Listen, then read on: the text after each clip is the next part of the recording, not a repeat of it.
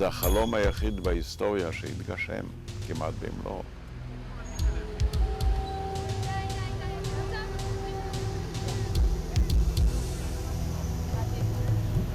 ישראל תהיה מדינה יותר גזענית, יותר תוקפנית. אני באמת מאמין, אני לא אומר את זה רק כחלום.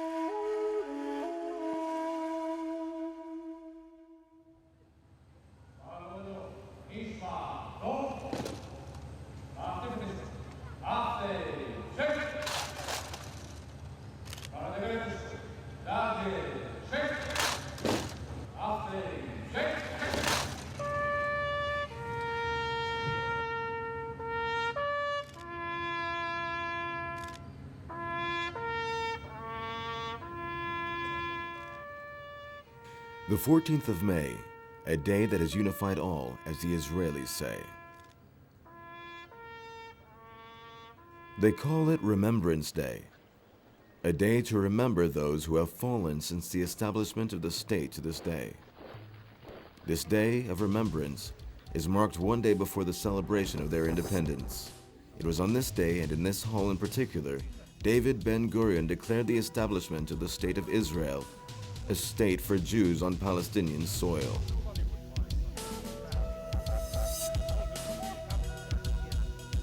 It is for this reason that each year, Israelis observe 2 minutes of silence. 2 minutes which summarize the tale which has taken place over half a century.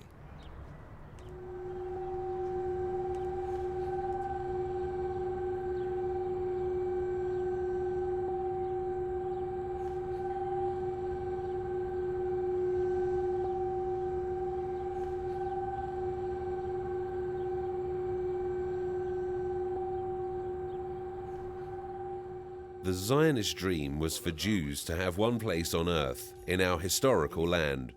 The people have indeed returned to their motherland. It is a state to be proud of great unprecedented success. It is more like a miracle even. If this was the price, then the state should have never been established. I do not want a state that stands on corpses.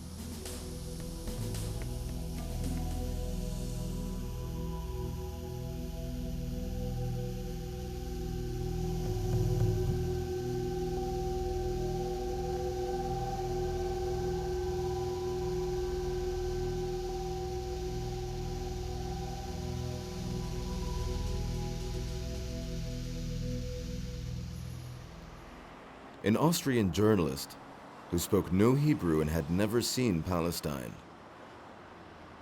It was at the end of the 19th century, standing on a balcony of a hotel in the city of Basel, that he stood one day thinking of a solution to convince the Jews of Europe to leave their homes, and thus it all began.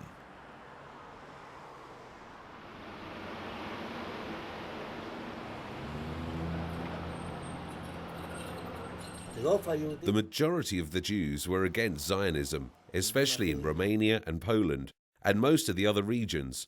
Herzl was not popular among Jewish people, as was Weizmann and other Israeli leaders.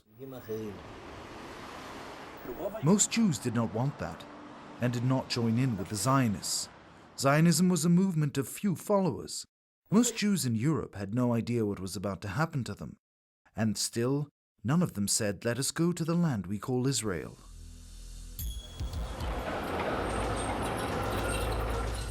In that same Swiss city, in a hall which lay next to the hotel, more than 200 people representing the Jews in Europe gathered for 3 days at the Basel Convention in the year 1897, during which they discussed the recommendations presented to them by Herzl.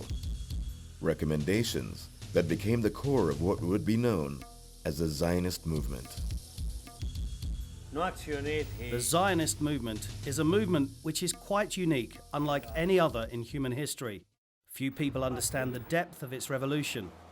What the Jews did was to take an ethno-religious sect, and they decided one day that they would be a nation like the Germans and the English, the Italians or the Austrians, and for that reason this nation had to have a state. The Zionists who started this socialist political movement considered it a revolution. They considered it a revolution because they believed that the Jews were imprisoned in European ghettos. And it is because of this misconception that those who came here felt liberated.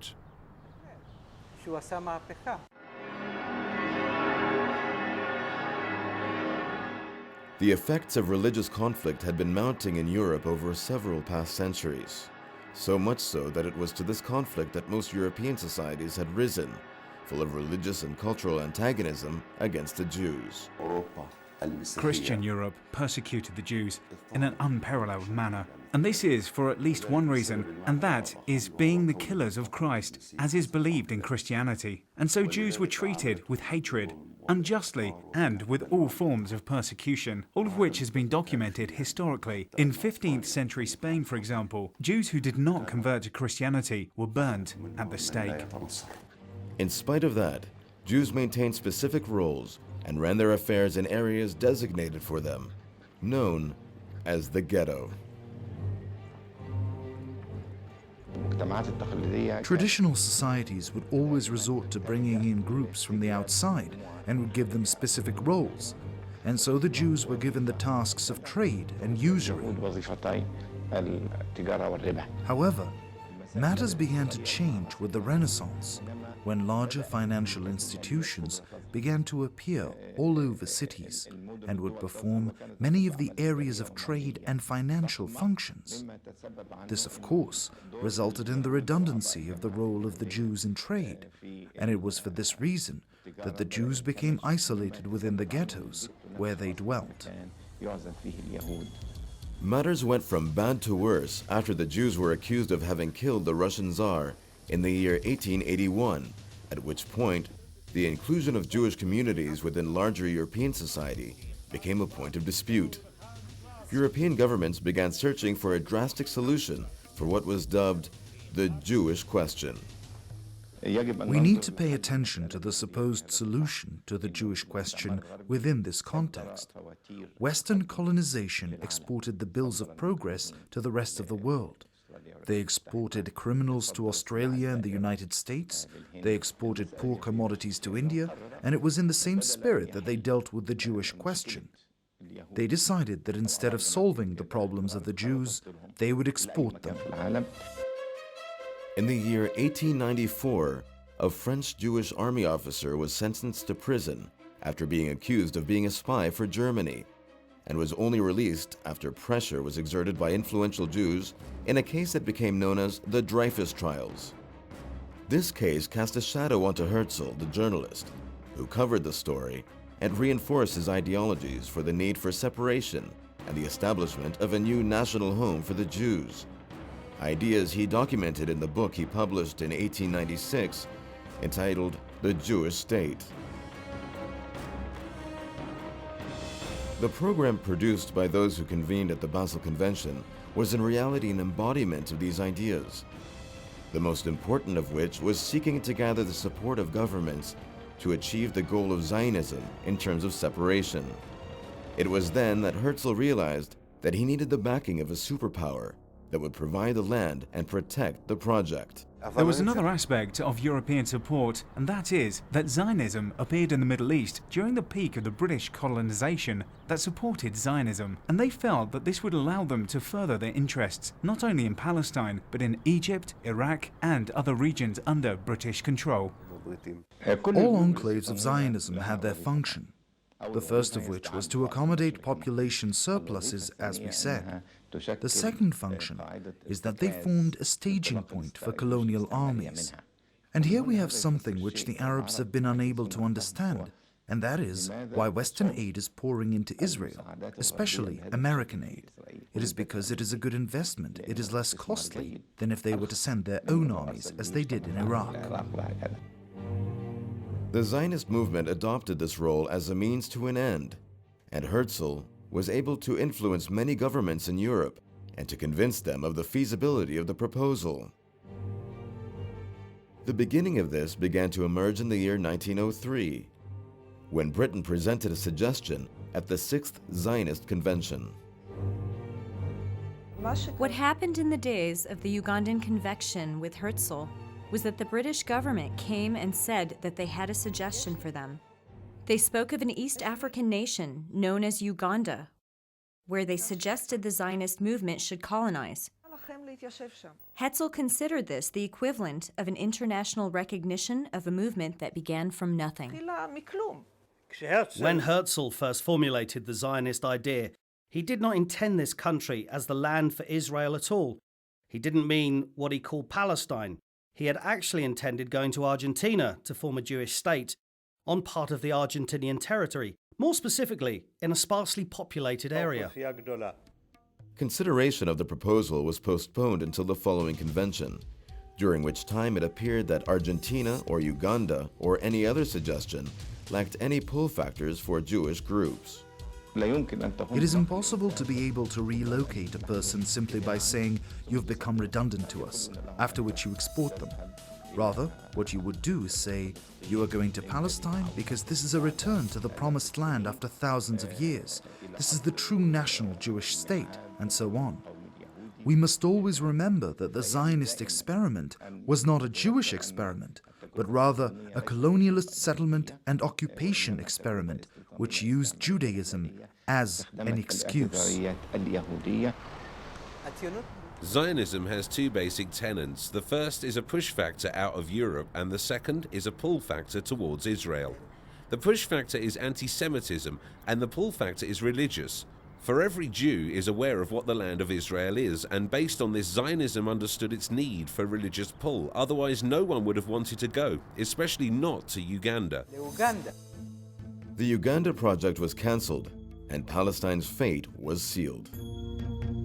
Herzl died the year after and was succeeded by Chaim Weizmann as the leader of the Zionist movement. His focus was on immigration and settlement with the help of the wealthy Jews.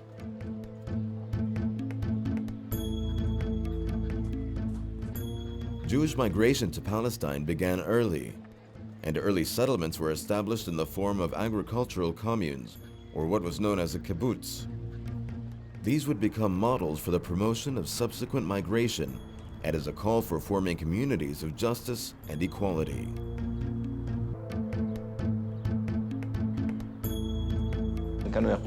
They used to tell the socialists and Marxists that they would be returning to encircle the West and to establish the government of farmers and workers, while they told capitalists that they were going there to invest and to establish a liberal democratic government, and so on. Their propaganda changed depending on the Jewish audience it was targeting at that time.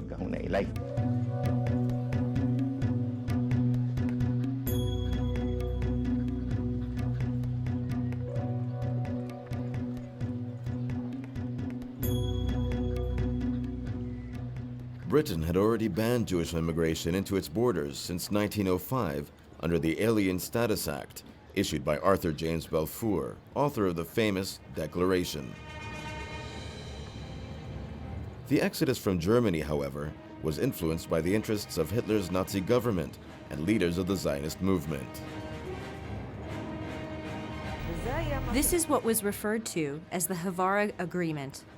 They also called it transfer, though not in its current meaning. The word transfer refers to the movement of funds from place to place, a financial transaction. To get into the country, Jews had to prove that they had money. From here, they reached an agreement that allowed Jews to receive German goods for a certain amount of money, and with that, they would receive permission to migrate.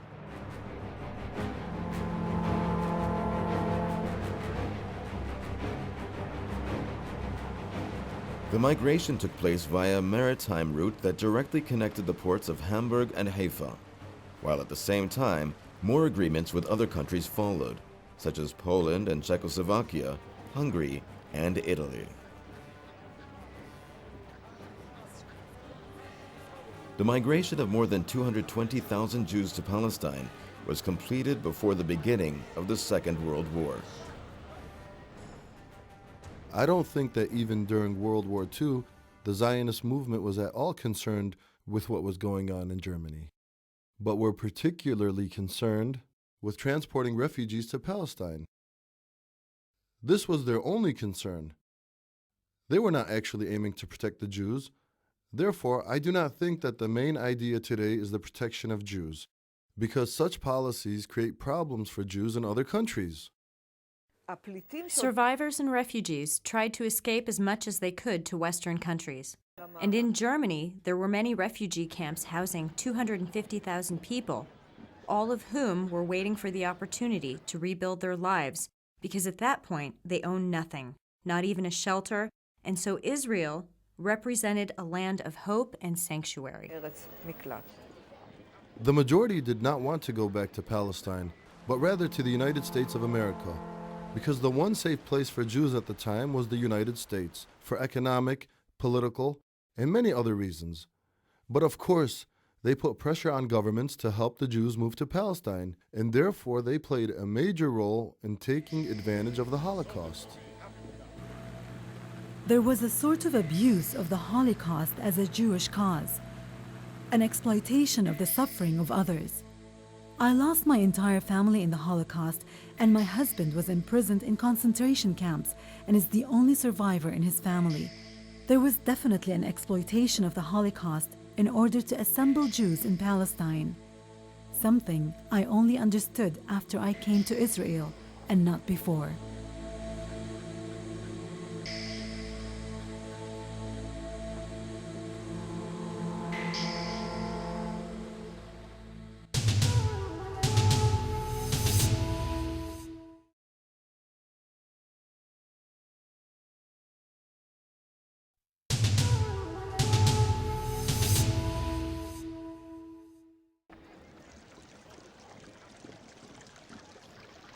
I came to this country illegally, and when we arrived, we were somewhere between 240 to 260,000 Jews, while at the time there was something like 1 to 2 million Arabs.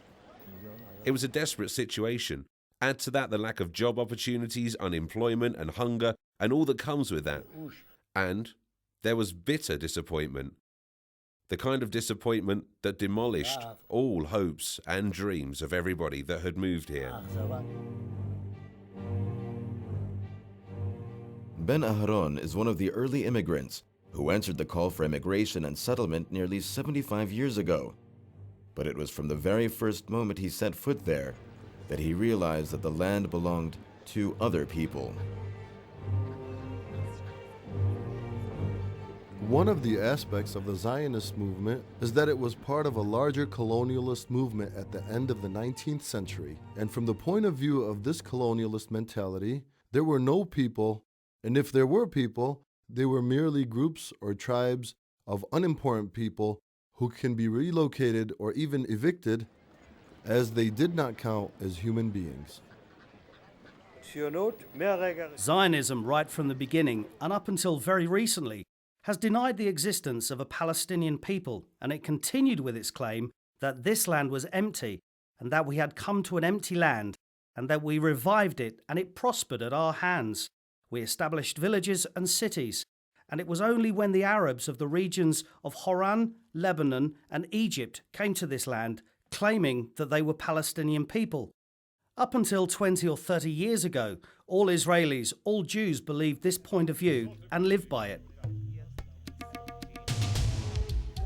This claim was beyond dispute during the time of the early establishment, and it remained so until a new school of thought appeared which looked at the matter and with a critical eye re-evaluated the facts. They are known as revisionary historians. Dr. Benny Morris was one of those who had access to state archives, where he had access to both official and unofficial documents. According to documents available, it is clear that leaders of the Zionist movement, starting with Herzl and including those that followed, had considered to a certain extent the issue of the settlement of the land and the problems that they will face when populating the settlements with Jews, and that is the problem represented by the local Arab groups. They considered at some point the solution to the problem would be an organized transfer, if possible, and enforcing the Arab citizens on leaving, if that was also possible in some sections of the country, and from all of the country. It is from these aforementioned unofficial papers and unpublished minutes of meetings that we find the name Chaim Avgador Green, a Polish-born socialist. He was president of the Jewish Agency and was better known by the name of David Ben-Gurion. These documents have revealed to a great extent the agendas of Ben-Gurion and the British mandate when it came to dealing with the rightful owners of the land. In the 1930s, members of the British government in Israel, and those included royal emissaries, began to accept the benefits of the proposed transfer, or moving a group of Arabs across the River Jordan in order to clear room for the Jews. They understood that this was the solution, for if they were to divide up the land, then they must first move the Jewish masses out of the areas designated for Jews. Otherwise, the state that was about to be established would have been restricted internally at the hands of hostile Arab majority, meaning that the transfer would be crucial.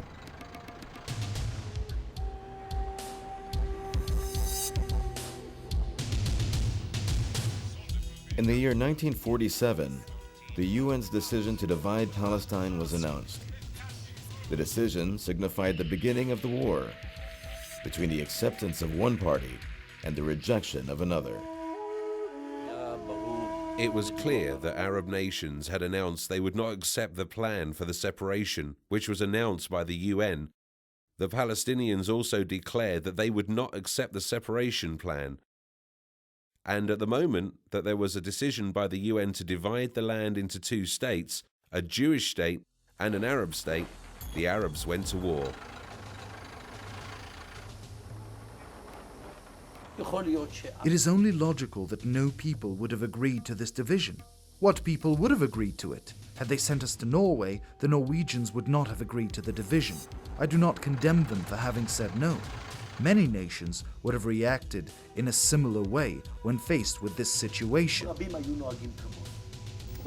Zionist leadership, which was the one that agreed to the idea of the separation in 1947, was never content with the idea of the division. This is something that needs to be clear. There are many documents that prove this fact. Add to that the speeches that Ben-Gurion gave during secret meetings during the time which preceded the division. It was clear that we were going to accept what they gave us, but only until we established ourselves there, brought in a bigger Jewish population, built up our army, and only then when the opportunity presented itself.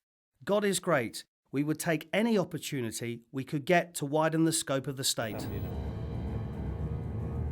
Ben-Gurion, who had organized his armed forces known as the Haganah since in 1920, concluded his preparations by establishing the strike force known as the Palmach. This organization was the nucleus of the Israeli army, and its museum is still a place of pride for the Israelis to this day.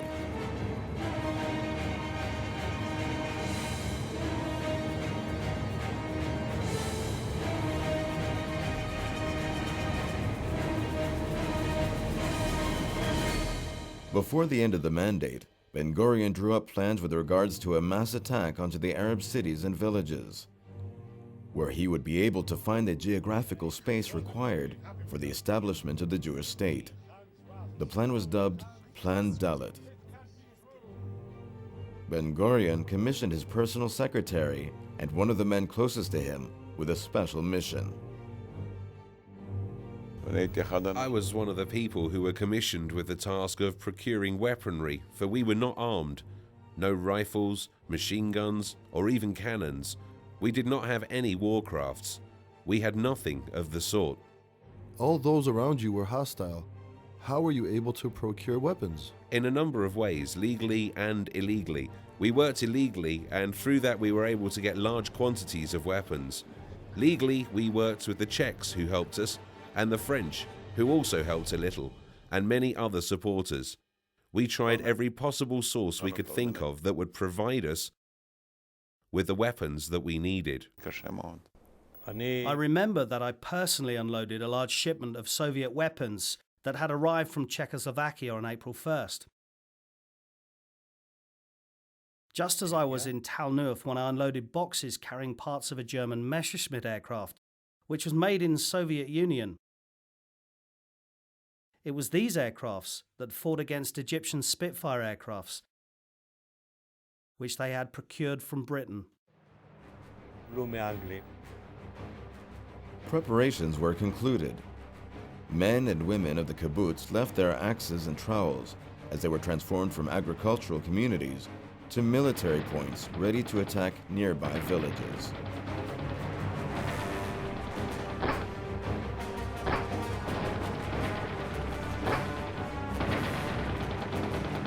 Every kibbutz was equipped with weaponry, and we had to keep them concealed from the English and from the eyes of the Arab informants, as well as informants from inside the kibbutz.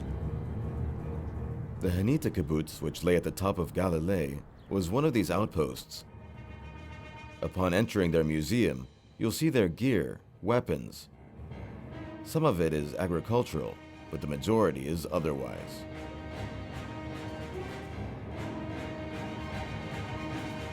The idea of evicting and relocating Arabs out of a certain location under military control began, in reality, out of the idea of the kibbutz. They were not transformed in a gradual manner, building a Jewish settlement and then another Jewish settlement, and after a Jewish community and another one of those, another kibbutz and another moshav, and all of a sudden, the need to depopulate nearby villages also began in earnest.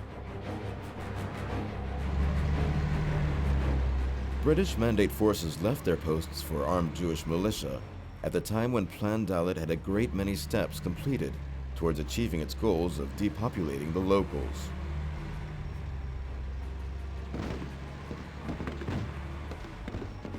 There are areas where most of the inhabitants were evicted from their homes. Whole villages were depopulated. I think it's crucial that we look at the whole year 1948, and with the depopulation, the Arabs as an issue that occurred because of several factors.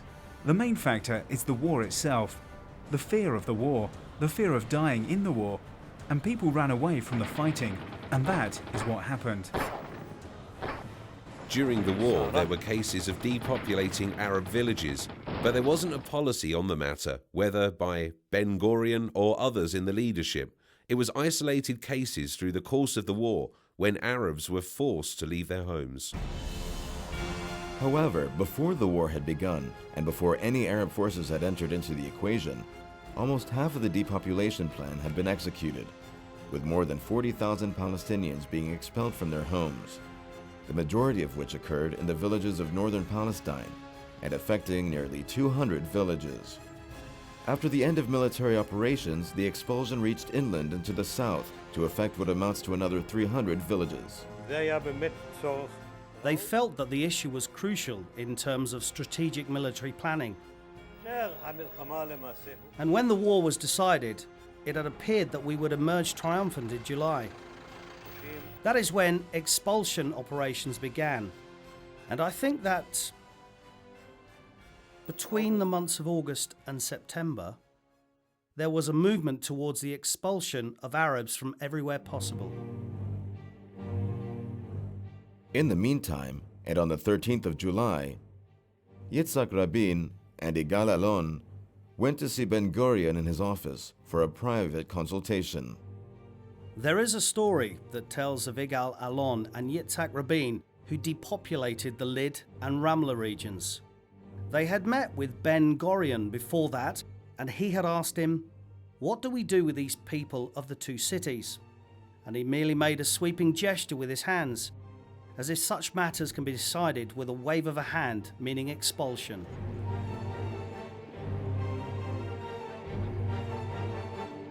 I was not there and I never saw that hand gesture that they're referring to, but what I do know for a fact is that there was no expulsion policy issued by Ben Gurion or the political regime. Yes, there were cases where villages were depopulated, and this is true, and it is unfortunate, but this is war, and it's a raging storm. more than 50,000 Palestinians were evicted with a single gesture. I also met with Yitzhak Rabin, and he spoke honestly. There definitely was mass depopulation, but it was not because of orders given from above, but rather because of decisions made by those on the ground. It is true that it seems Ben Gurion seemingly signed off on the depopulation of the two cities, but in the majority of the other cases, it was an initiative of the military forces.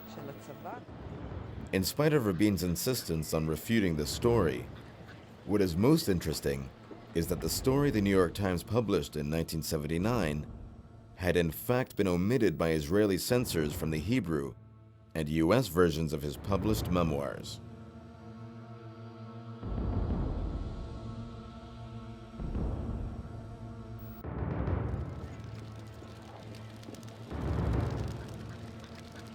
News of the depopulation of villagers spread like wildfire, and rumors and psychological warfare played the biggest role. Menachem Begin, in his book The Revolution, brags about Deir Yassin, and he considered that the results of this military operation were great, but unexpected. Deir Yassin was not only important, without it, the state of Israel would not have been. I do not recall that Begin said anything to that effect, because Begin was before all else a gentleman and would not have spoken in this way.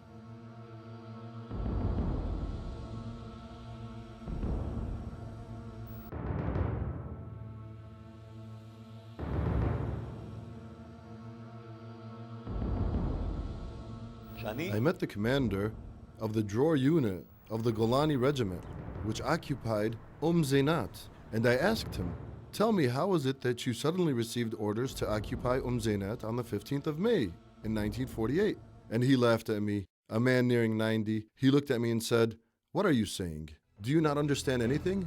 Orders from whom? In 1948, all we wanted was orders, but they were clear. It was about clearing the land whenever we had the chance. We were expected to evacuate and cleanse it."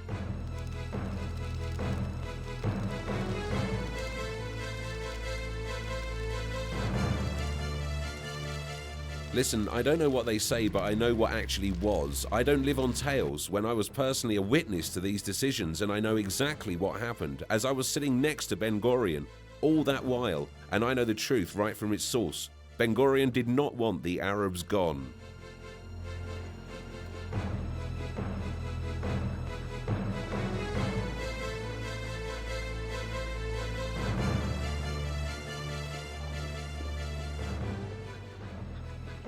It is only when you attacked and depopulated villages that you will be able to succeed in getting rid of and destroying the Arab militia. The truth of the matter is that this is the ideology that was adopted in early April. It was a policy, but they did not want to call it a policy so that it would not be official and that it was not implemented everywhere. But the majority of the military personnel understood that this is what needed to be done. Laws pertaining to the declassification of documents took effect 30 years after the initial publication. In 1978, documents relating to the War of 1948 were officially declassified. What surprised me was that the Jewish units perpetrated massacres in certain areas. There were several massacres, the most famous of which took place in April of 1948, Deir Yassin and other such places. Ein Zaytun during April and May of the same year, and there were yet more acts of murder committed by the Israeli troops in October and November, specifically in Galilee and Al-Dawayama, in the south and in Suftaf, Jish, Salika, Ilaban and other villages on Galilee as well. Some even took place outside the country in Lebanon. Dov Yermia was a detachment leader in the Upper Galilee region in 1948. He bore witness to some of what occurred there.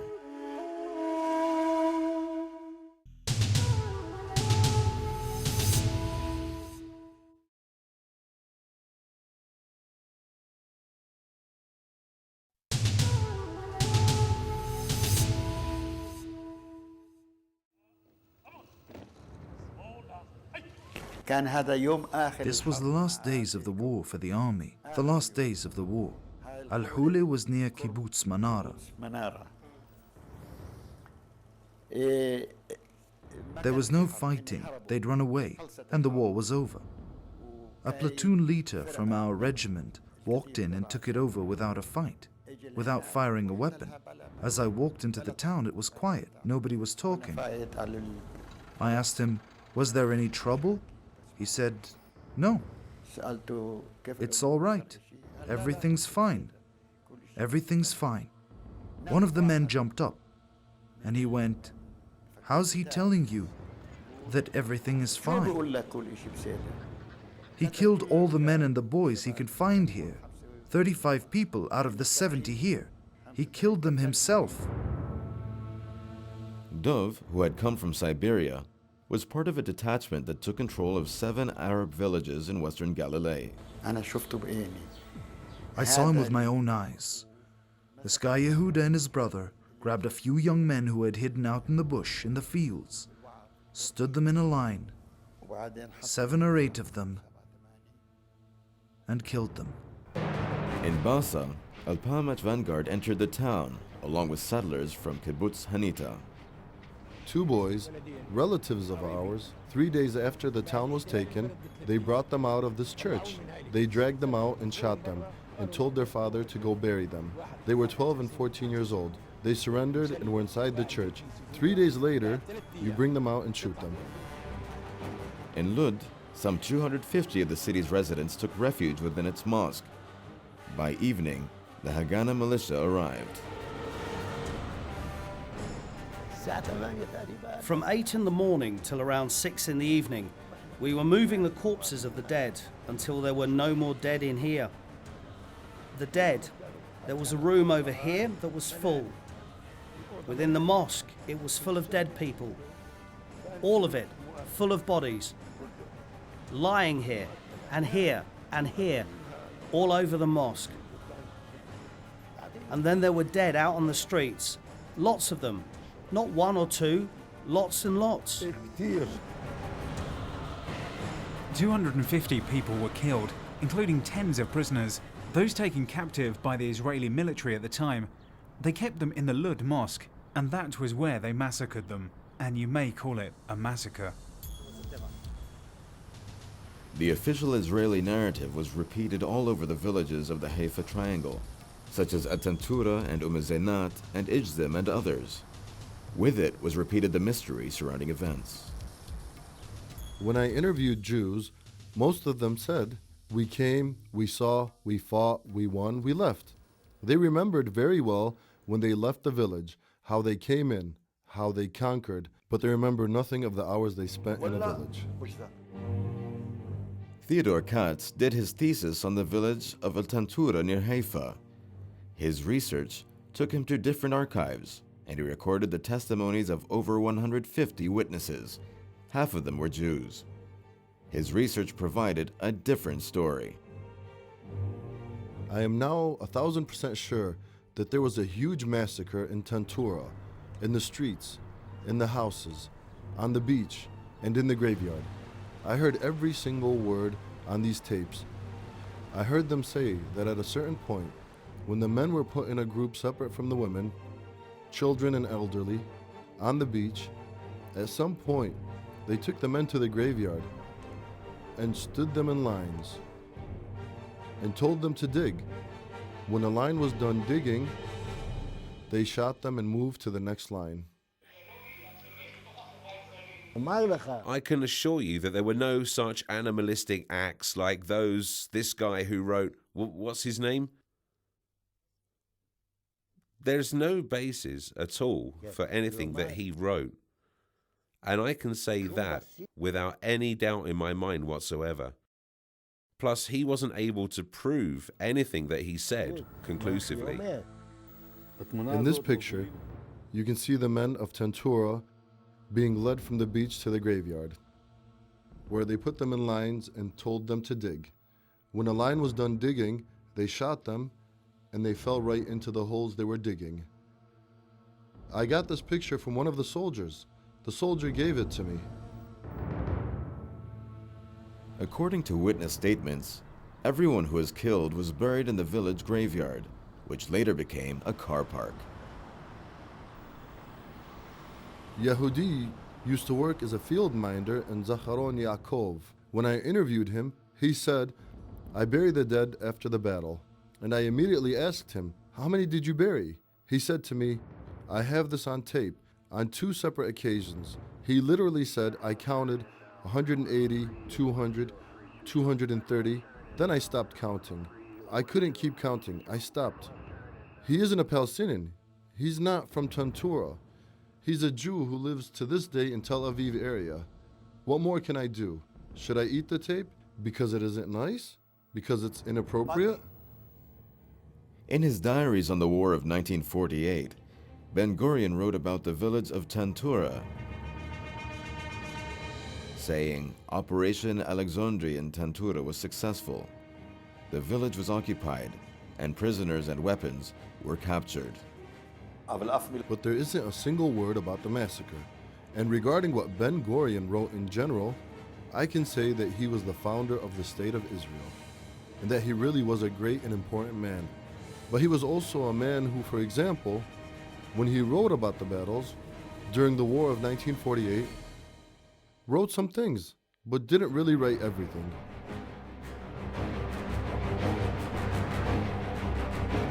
And I'll say it again, when you don't write everything, it's a much bigger lie than writing nothing.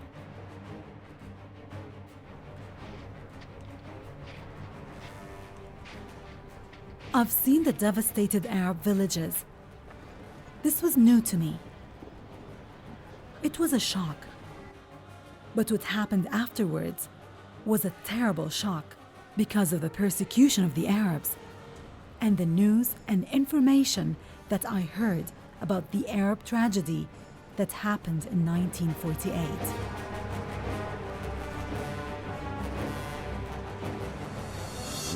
The war went on for a year. There were perhaps only 56 days of actual fighting, punctuated by ceasefires requested by both sides because they were exhausted. They were realizing how difficult it is to run a war. Anyone who thinks there was a balance would be wrong. One side was fighting to wipe out the other. One side was fighting to survive. We know that the winner is the side that has the time to mutilate corpses and to commit rape, and has the time to loot and murder. Those who lose at best have a chance to run away.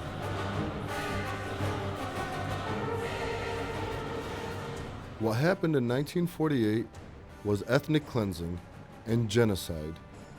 There were dozens of small, large, and medium-sized massacres. We know that there is a manipulation of the facts.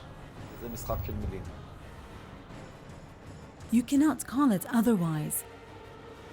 Of course, you can try to cover it up or lie about it, which is what the Israeli authorities have been doing for years, or the official Israeli historians. But of course, in my opinion, it was ethnic cleansing. Within years, new historians went from criticism to unity, with the official narrative justifying it. This has to happen for the Zionist movement to achieve its goal and create a state here, a democratic Jewish state, composed of Jewish majority and Arab minority. It could not have sprung up here in the presence of hostile Arab population. It couldn't have. There was no other choice but to get rid of them. You can call it transfer, expulsion, depopulation for a certain number of Arabs. This land had a people, and these people had a right to live on this land. The Palestinians of 1917, when the Balfour Declaration was made, 550,000 of them had a right to this country. But there should have been a strong international influence from the beginning, from the very beginning of this story.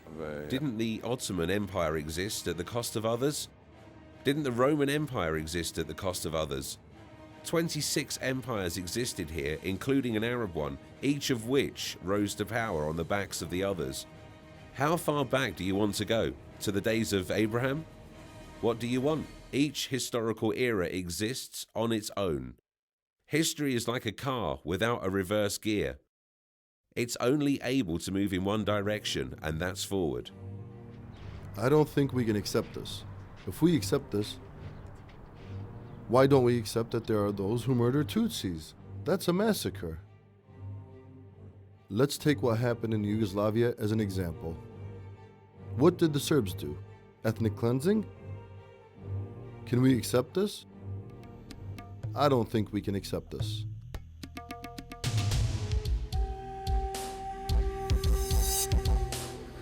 The 15th of May 1948. Ben-Gurion arrives at Tel Aviv City Hall and reads the Declaration of Independence, proclaiming the birth of the Jewish state.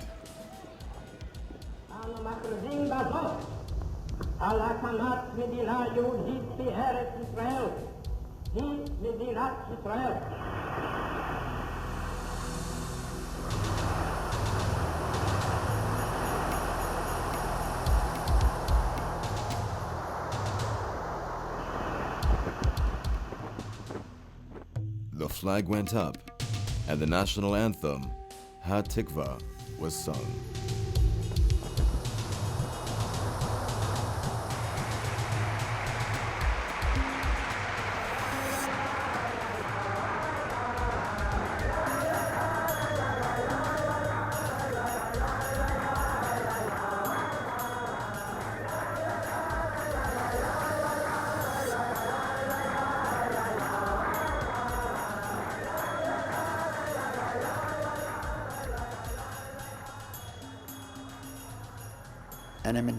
Since years and years and years, since Israel did what it did to the Palestinians, I stopped singing Ha-Tikva.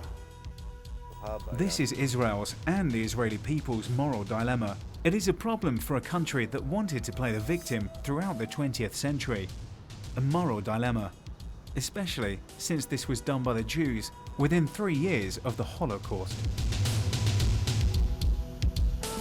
In the first 40 years, I was a pure Zionist. I was sure that every word that they said was sacred, was the whole truth.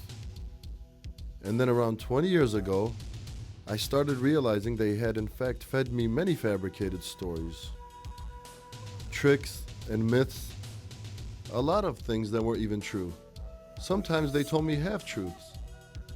But now we realize that half-truths are far more worse than the biggest of lies.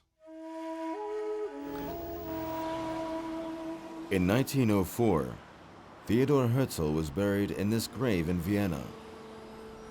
In 1949, after the State of Israel was declared, his remains were moved to Jerusalem.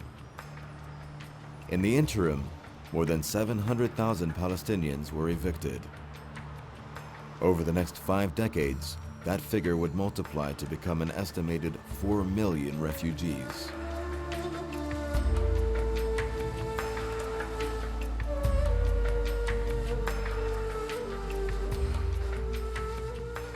Immorality begins and ends in 1948. Because the occupation of 1967 was not an immoral act. The immoral act was coming here in the first place, taking over the Arabs' homes and using their gardens, reaping their crops, taking their lives, using all of that for the benefit of other people. You can't solve one problem by creating another. You can't solve the problem of the Jewish people that lived in Europe by colonizing the Arab world.